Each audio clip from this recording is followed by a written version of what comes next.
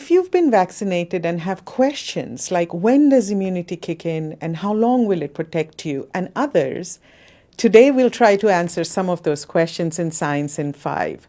Welcome, I'm Vismita Gupta-Smith and this is WHO's Conversations in Science. And answering your questions today is Dr. Catherine O'Brien. Welcome, Kate. Thank you so much. Pleased to be with you. Kate, after one has been vaccinated, when does the immunity kick in and how long does it last? The vaccines that we have right now are all two-dose vaccines. After the first dose, we see a good immune response that kicks in within about 2 weeks of that first dose.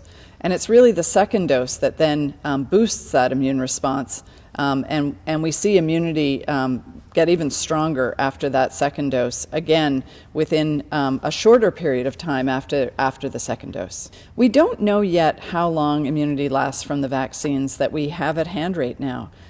We're following people who have received vaccinations to find out whether or not their immune response is durable over time and the length of time for which they're protected against disease. So we're really going to have to wait for time to pass to see just how long these vaccines last.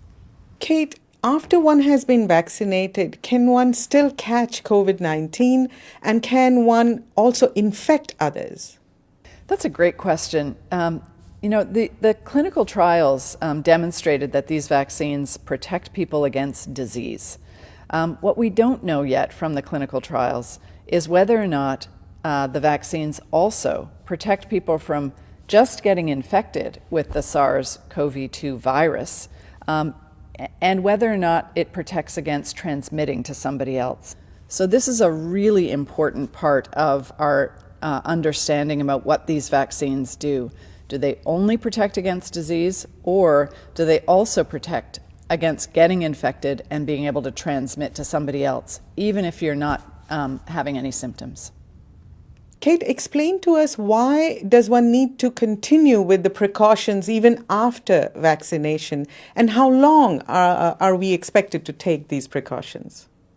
So we really need to continue these precautions while we're still learning about what the vaccines can do. Can they protect against getting infected and transmitting to someone else? And right now we're in a situation where there's still very broad transmission in many countries. The transmission is just out of control. And so for how long we need to continue these precautions is really going to depend on what communities and countries can do to really crush this virus, to crush the transmission. And in that way, the vaccines can do their best job at preventing disease. But remember that we don't actually have the evidence yet for using the vaccine in some age groups. We don't have the evidence for use of vaccines in children, for instance. So for the time being, those age groups are going to continue to be at risk of both disease and infection and being able to transmit to other people.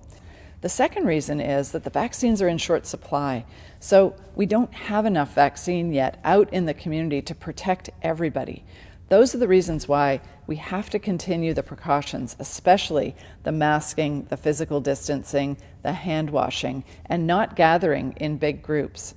For how long we need to continue those interventions, time is going to tell. Once we get broad vaccination coverage in the community, when we know more about what the vaccine can actually do to prevent infection, we can slowly start taking our foot off the pedal of these other interventions and make sure that the transmission, again, doesn't start to escalate again.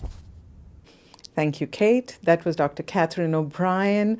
We'll continue to answer your questions about vaccines and immunity and about COVID-19 in this series. If you found this information useful, please share it with your networks. Until next time then, stay safe, stay healthy, and stick with science.